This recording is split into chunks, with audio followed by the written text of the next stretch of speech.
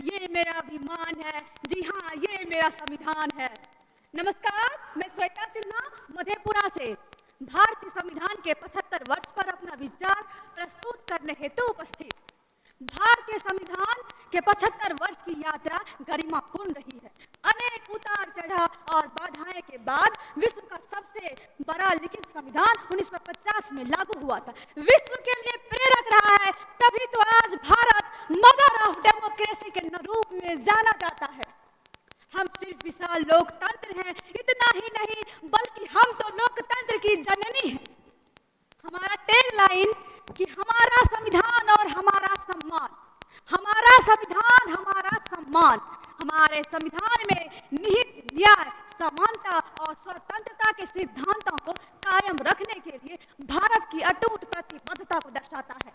यह अभियान न केवल कानूनी जागरूकता को बढ़ावा दे रहा है, बल्कि शहरी केंद्रों से लेकर गांव तक हर नागरिक को उनके अधिकार की रक्षा के साथ उन्हें सशक्त भी बना रहा है।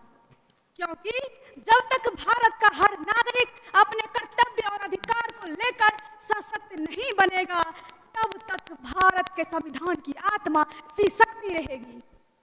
महोदय, हमारा संविधान तो हमें समानता का अधिकार देता है, लेकिन जरा सोचिए, क्या हम तब तक अपने समाज को सभ्य कह सकते हैं जब तक कि हमारी आधी से अधिक आबादी गरीबी, बेरोजगारी, भुखमरी और भ्रष्टाचार से जूझती रहेगी?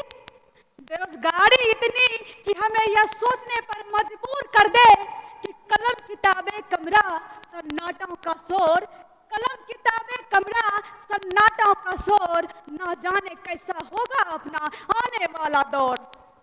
महोदय, क्या हमारा संविधान ये कहता है कि हमारी महिलाएं अपने जीवन के अस्तित्व के लिए हर रोज अग्नि परीक्षाएं से गुजरे? या ये कहता है कि हमारी बेटी और उसका परिवार दहेज रूपी अग्नि में जले? नहीं ना, हमारा संविधान तो वो है जो हमें कर्तव्य और अधिकार से एक व्यक्ति से शिष्ट मानव बनाता है। संविधान तो वो है जो इतने विविधताओं में भी हमें एक मोतिया के माला के भांति एक सूत में पिरोए रखता है। हम कह सकते हैं कि constitution is the medicine to keep all the human discrimination and harmful action away from the society. सिर्फ विकसित विकसित के नारे लगाने से भारत विकसित नहीं हो जाएगा। हमारे भारतीय संविधान के अधिकार और कर्तव्य को सर्वोपरि बनाए रखने